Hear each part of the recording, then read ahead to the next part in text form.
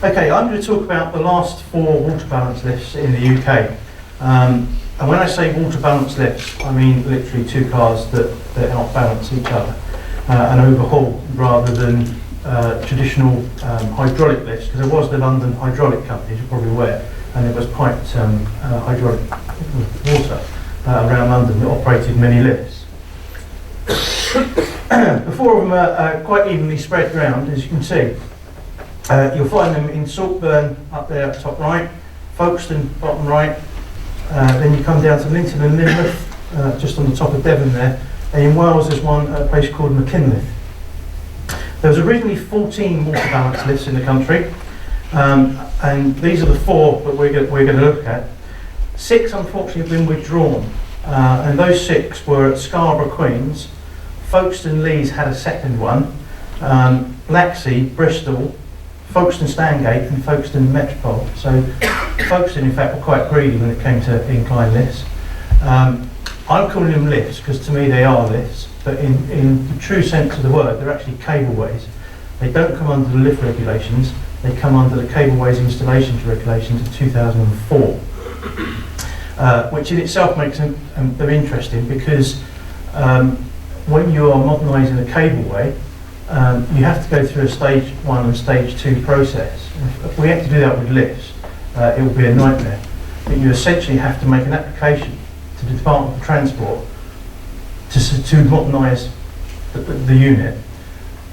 The DFT will come back and either give you permission or won't give you permission. And then when you've done the modernisation, you have to make a stage 2 application and they come and inspect it. Can you imagine if that occurred in the lift industry main? 4 lifts have also been converted to electric drives, and that's the first one that was installed in the country, which is Scarborough Spa, Bridgnorth, Aberystwyth and Eastlands East. They're all in service and you can still see them today. In fact, up at the back there I put some photographs of some of the incline lifts for people to have a look at.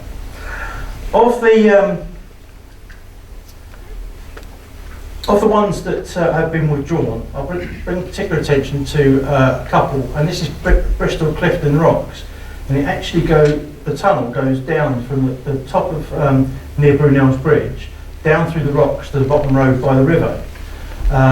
It was closed in 1934 and in fact became the transmitting station for the BBC during the war. They were moved in there, and it was the intention to move politicians in there as well to run the country. If they ever needed to.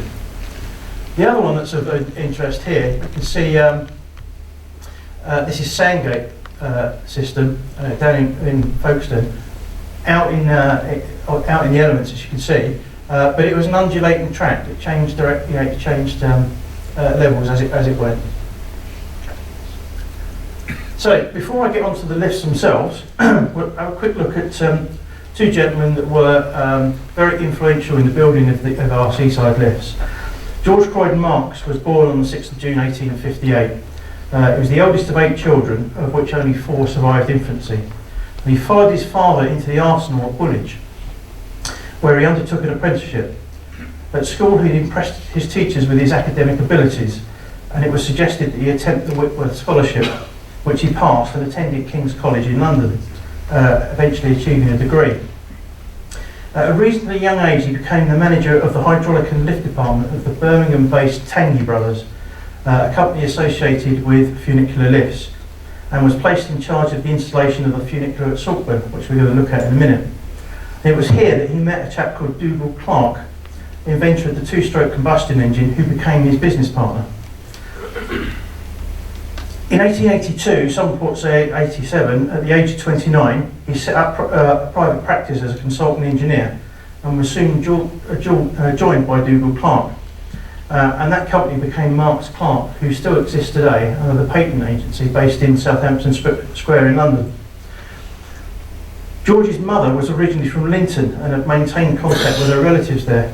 So when the idea of a cliff railway came up in Linton, George's name came out the hat for the design of it. In 1906 he was elected Liberal MP for Launceston and North Cornwall, and then in 1910, very shortly afterwards, he opened a New York office as a partner with Thomas Edison. In 1911 he was knighted, followed by a CBE. In 1918 the CBE, and after being elected into the Houses of Parliament, he crossed the floor of the House to join the Labour Party under then Ramsay MacDonald. In 1929 he was elevated to the peerage and became Baron Marks of Woolwich, which was one of the first two Labour peerages in the country.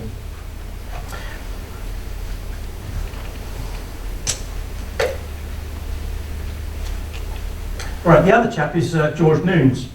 Born in March 1851 in Bakewell in Derbyshire, he was the youngest of 6 children, all big families those days. He was the son of a congregational minister and was expected to follow his father into the ministry. He was educated in a boarding school where he received preparation for the ministry, but he had his own ideas. And on leaving school he joined the London firm of accountants as a trainee and later took over their Manchester office. In 1881 he launched the journal Titbits, which was to supply his future funding for some of these projects. Titbits is still available, but it's not the same one, just in case. It was the success of this magazine that brought him to London, and then he set up the Country Life series of magazines, and then funding came in from that. He too was elected as a Liberal MP, this time for Newmarket, and the popularity of his publications enabled him to spend the winter in places like Torquay. And in 1887 he was persuaded by a chap called Thomas Hewitt, a businessman from Linton, to change his plans and wintered in Linton instead. He fell in love with this North Devon town and he actually funded the installation there.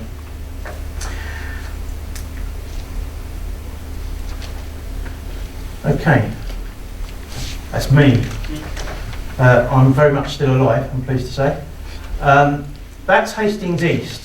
And the reason I got involved with these lifts, and I've modernised a number of them around the country now, is I got a call one day because there'd been an accident with one.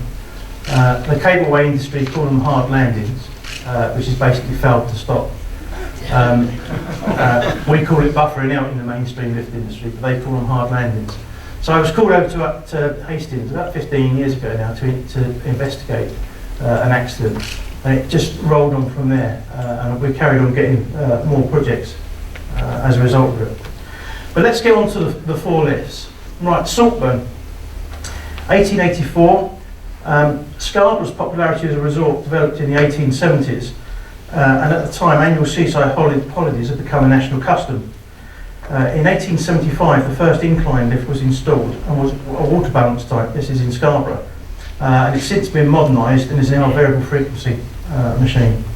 The success of these lifts in aiding tourists to get from the beach to their hotels above on the cliffs caused other seaside towns to consider installing one. Saltburn-on-Sea was one of those resorts. They ordered a gas engine, water pump and other items of engineering miscellanea from the Tangney Engineering Company, who I've already mentioned. At the time, George Croydon Marks was employed by the Tangney Company, which gained its status as one of the leading engineering companies at the time. Tangney Brothers also got fame because they helped Brunel launch his ship that became firmly stuck on its supports at Millwall. And their motto for some time, this is the Tangney Company, was Brunel launched us and we launched Brunel. Originally, Saltburn had a traditional vertical lift of timber construction. The cage could carry 20 passengers and it was a traditional counterbalance type, and entered service in 1870. The incline lift replaced the vertical lift when it opened in June 1884. The track is 207 foot long and the rise is 120 foot. And the original gauge was 3'9", but was relayed to 4'1¼ inches in 1921. Each cabin has a rated load of 12 passengers, and the triangular underframe under each cabin provides the housing for the water tanks. In the 1950s, the carriages were rebuilt to reflect the drawings from the original design. And this is the original design in the late 1800s. This is the lift as she is today. The water cycle for this lift is quite simple. The water starts in the top tank. It's got an 18,500 gallon capacity, and the water is transferred from the top tank to the tank under the upper carriage. The system then overhauls. The top one becomes heavier than the bottom one, and obviously the top heavy car descends with the other car ascending. When the water-laden carriage reaches the bottom, The tank under it is emptied into a holding tank which has a 30,000 gallon capacity, and pumps are used to transfer the water from the lower tank to the upper tank at various times during the day.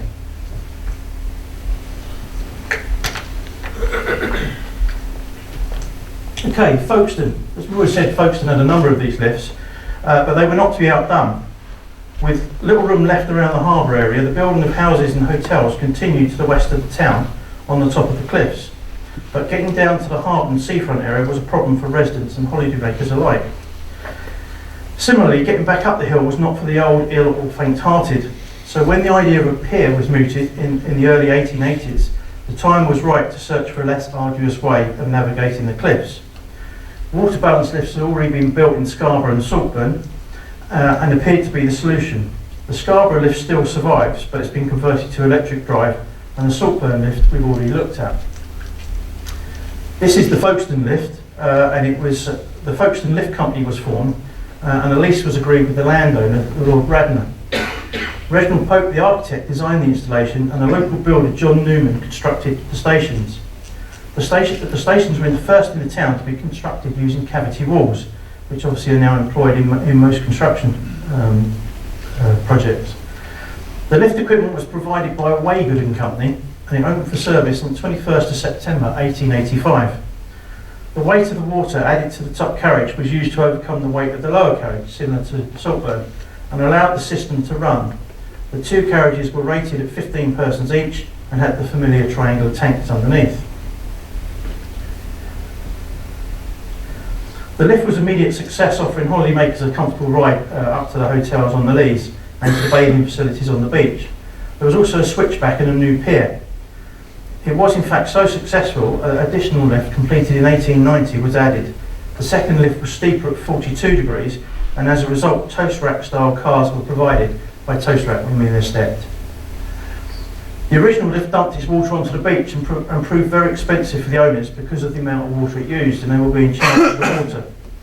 If it were not for the cost of water, the system would not have gone over to having pumps, which has sadly dented the energy consumption argument. We shall see in a minute actually how the other two lifts that I'm going to look at actually were far more canny in their designs. The addition of the second lift would have made matters worse in terms of the water, and so it was decided to add this pumping system, and it's only taken a few weeks ago. This is still the system that's down there that runs as big pumps down below and actually belt driven. In 1899 a second set of storage tanks was added to increase the amount of water that could be stored, and in about 1921 the Crossley gas engines that had driven the pumps for more than 30 years were replaced by electric motors and this band drive. This is a recent picture of it. The lift closed during the Second World War and became a home guard post. A section of the pier opposite was also removed to prevent invading armies using it. The carriages were lowered to the bottom station, thus rendering them useless as well. At the end of the war years, and there was neglect and abuse by the occupying military personnel, the stations were left in a state of disrepair and were unusable. It was only a concerted effort by locals that saw the lift reopen in 1947, after a protracted wait for replacement motors which were in short supply at the end of the war. The heydays of Folkestone had passed with the introduction of overseas package holidays, and the 1890 lift carried its last passengers in October 1966. The real reason was because it suffered a hard landing, but it gave them the excuse to take it out. So you could see the existing lift there on the right, the earlier lift, and the second trackway as it is there today.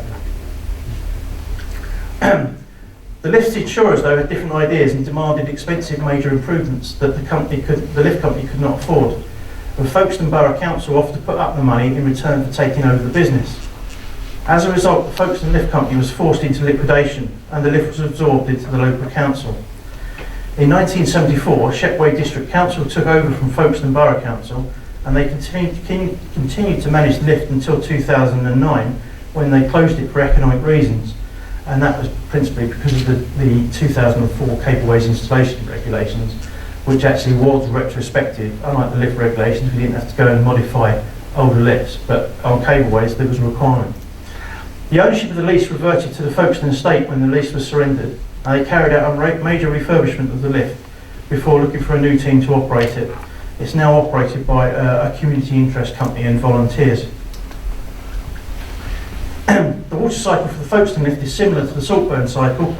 The cycle starts with the water in the top tank under the leads there, and water is transferred into the upper carriage, and again, exactly the same as Saltburn.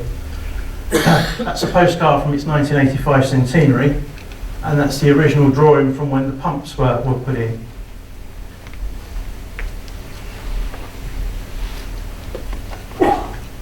So, down to North Devon and to Linton and Lynmouth.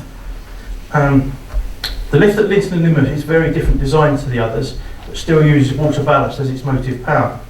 The Cliff Railway was the second part of the scheme, which involved Lynmouth Promenade, Pier and the lift itself. The cliffs between Linton at the top and Lynmouth at the bottom posed problems for the growing tourist industry, and from the mid-1820s holidaymakers began arriving at Lynmouth on paddle steamers from Bristol, Swansea and other Bristol Channel ports, but a daunting hill faced those who wanted to walk up to Linton. Bob Jones, a local man and partner in the firm that built the Esplanade, recommended his sister's son, George Croydon Marks, to be the engineering advisor on a project to build the lift. Marks realised that due to the length of the rails, some 900 foot, rising over 500 feet vertically at an incline in 1.75, he would need to consider safety carefully, and particularly the braking system, which would need to be far more advanced than those used on its predecessors. He decided on 4 separate systems: 2 friction brakes, which were steel blocks which pushed down on the crown of the rails by hydraulic pistons and calipers, a set of calipers which clamp across the crown of the rails as well. The system was painted by Marks, and the hydraulic system was filled with water, in fact, and not oil, which became unique to this system. Unfortunately, you probably remember Lynmouth for other reasons, and they've got the great floods of 1952 there.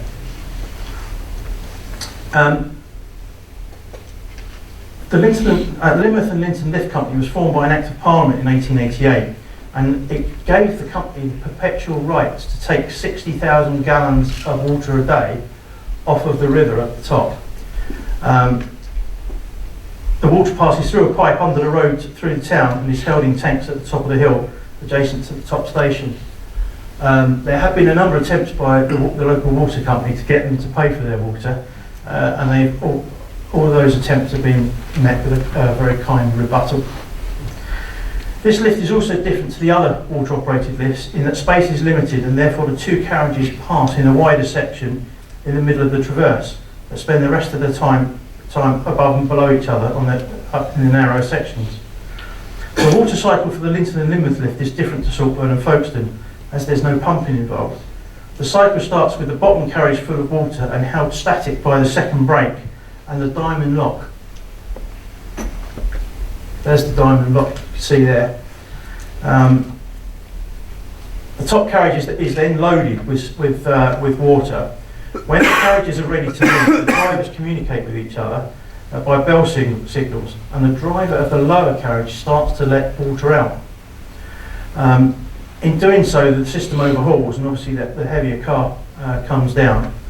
And there's an overspeed governor, which automatically applies the brake if the carriages go too fast.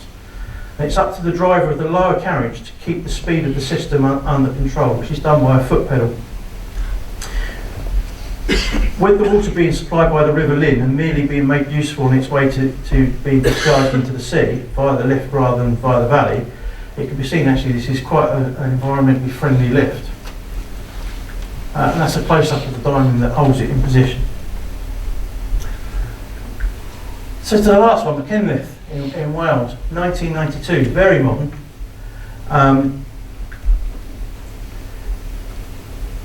It's in a place called the Centre for Alternative Technology, which was a project before its time. It was a place where the idealism of the 1960s met the real world, and fought the hard-won battle to convince the latter of the virtues of concepts such as sustainable energy sources, energy conservation, organic farming, those sorts of things.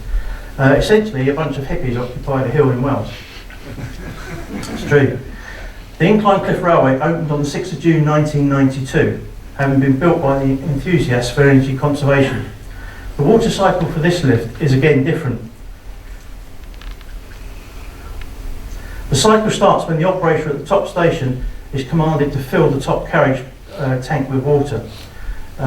This photograph here, I've fired the wrong side deliberately so you can see the water, but normally the lift car will be on that side and fill up. The water is sourced from a lake at the upper level, and they never run out because it never stops raining in Wales. As the water fills the top carriage, the drum at the top wants to overhaul and it starts to try and turn.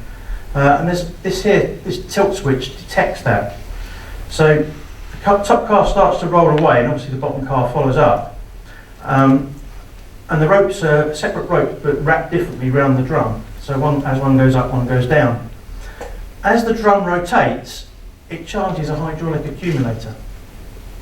And that also, through a hydraulic pump, maintains control over the speed of the lift going down as well. When the upper car arrives at the bottom, the accumulator is used to power the extension of the buffer at the bottom, which basically pushes a flap under the car and lets the water out, and then the cycle is ready to start again.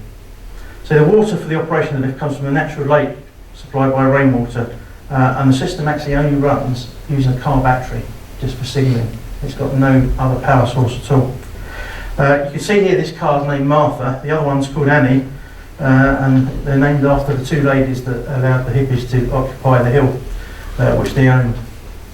So, in conclusion, 4 left in service, 2 operate from water supplies that are free, 2 have been modified with pumps and tanks, and sadly 6 have been withdrawn and 4 have been converted to electric. As I say, there's some photographs up the back there on the board. They're a fascinating piece of technology. Any questions? Thank you.